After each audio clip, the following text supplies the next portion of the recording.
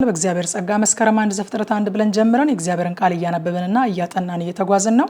እስከ ጳጉሜ 5 ድረስ ራዕይ 22 ለመድረስ ነው እየተጓዝን ያለነው። ዛሬ የምናነበው ደግሞ ትንቢተ አብድዩን ነው። አንድ ምዕራፍ ነው ያለው። አብረን እናንብ። በጌታ በኢየሱስ ስም አነባለሁ።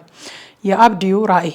ጌታ እግዚአብሔር ስለ ኤዶምያስ እንዲህ ይላል፣ ከእግዚአብሔር ዘንድ ወሬ ሰምተናል። መልእክተኛ ወደ አህዛብ ተልኮ ተነሱ፣ በላዩም በሰልፍ እንነሳ ብሏል። እነሆ በአህዛብ ዘንድ ታናሽ አድርጌሃለሁ፣ አንተ እጅግ ተንቀሃል። በተሰነጠቀ አለት ውስጥ የምትኖር ማደሪያህንም ከፍ ከፍ ያደረክ፣ በልብህም ወደ ምድር የሚያወርደኝ ማን ነው የምትል አንተ ሆይ፣ የልብህ ትዕቢት አታሎሃል። እንደ ንስር መጥቀህ ብትወጣ ቤትህንም በከዋክብት መካከል ቢሆን ከዚያ አውርድሃለሁ ይላል እግዚአብሔር።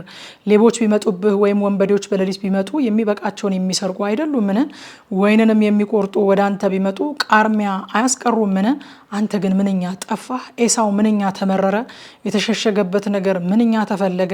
የተማማልካቸው ሰዎች ሁሉ ወደ ዳርቻ ሰደዱ። የታመንካቸው ሰዎች አታለሉህ፣ አሸነፉህም።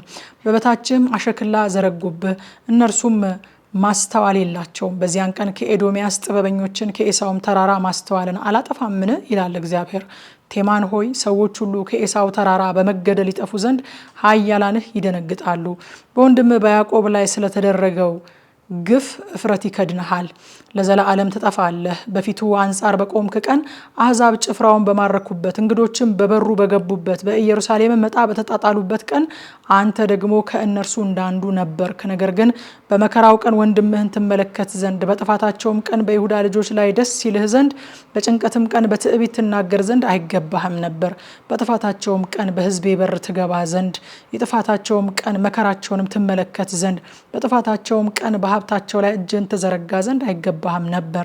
የሸሹትንም ለመግደል በመንታ መንገድ ላይ ትቆም ዘንድ፣ በጭንቀትም ቀን ከእነርሱ የቀሩትን አሳልፈ ትሰጥ ዘንድ አይገባህም ነበረ። የእግዚአብሔር ቀን በአሕዛብ ሁሉ ላይ ቀርቧልና አንተ እንዳደረግከው እንዲሁ ይደረግብሃል። ፍዳህም በራስህ ላይ ይመለሳል። በቅዱሱ ተራራይ ላይ እንደጠጣችው እንዲሁ አሕዛብ ሁሉ ዘወትር ይጠጣሉ። አዎን ይጠጣሉ፣ ይጨልጡማል፣ እንዳልሆኑም ይሆናሉ። ነገር ግን በጽዮን ተራራ ላይ የሚያመልጡ ይሆናሉ። እርሱም ቅዱስ ይሆናል። የያዕቆብን ቤት ሰዎች ርስታቸውን ይወርሳሉ። እግዚአብሔርም ተናግሯልና የያዕቆብ ቤት እሳት፣ የዮሴፍን ቤት ነበልባል፣ የኤሳውን ቤት ገለባ ይሆናሉ። እነርሱንም ያቃጥሏቸዋል፣ ይበሏቸውማል። ከኤሳውን ቤት ቅሬታ የለውም። የደቡብም ሰዎች የኤሳውን ተራራ፣ የቆላውም ሰዎች ፍልስጤማውያንን ይወርሳሉ። የኤፍሬምንም ሀገር የሰማርያንም ሀገር ይወርሳሉ። ብንያምም ገለአድን ይወርሳል። ይህም የእስራኤል ልጆች የጭፍራቸውን ምርኮ የከነዓንን ስፍራ ሁሉ እስከ ሰራብጣ ድረስ ይወርሳል።